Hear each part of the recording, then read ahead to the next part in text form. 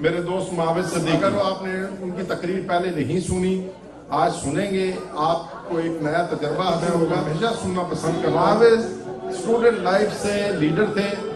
کارکن تھے، اور اسی لیے وہ چھلک میں آج ان تک نظر آتے ہیں۔ بچی نے جب آ کے تقریر کی یہاں کہ جو ڈریم تھا اور جو ڈریم ہے اور جو ڈریم رہے گا، اصل میں وہ آپ کو آگے کی طرف بڑھاتا ہے۔ علامہ اقبال نے ایک خواب دیکھا،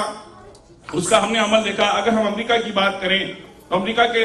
علامہ اقبال کا میں شاگرد کہہ لوں یا ہیومن رائٹس، کیونکہ علامہ اقبال بھی انسانیت کی بات کرتے تھے۔ ڈاکٹر مارٹن لوتھر کنگ نے جب کہا تھا کہ آئی ہیو اے ڈریم، اور اس ڈریم کی تکمیل میں امریکہ بہت آگے آیا، اور جب وہ ڈریم اس نے کمپلیٹ کیا تو امریکہ نے اس دنیا کی قیادت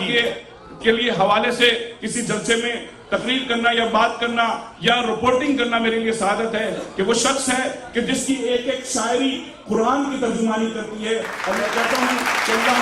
قرآن کی تصویر ہے، قرآن کی تصویر ہے۔ اور آپ کی شاعری جس ملت سے ہوتا وہ شاعری جو بیہود کی شاعری بھی ہو سکتی تھی، لیکن علامہ اقبال نے اس شاعری کو اعلیٰ شاعری بنائی، اس شاعری کو وہ شاعری بنایا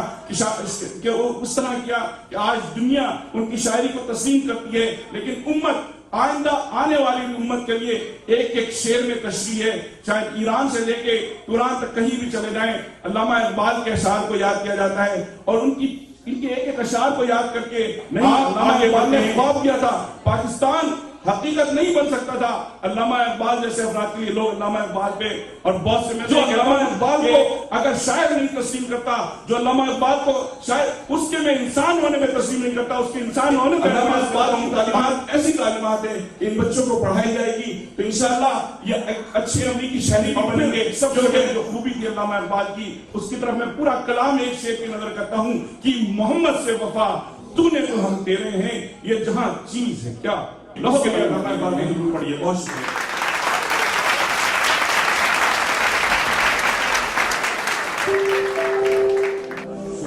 معاوض بھائی جو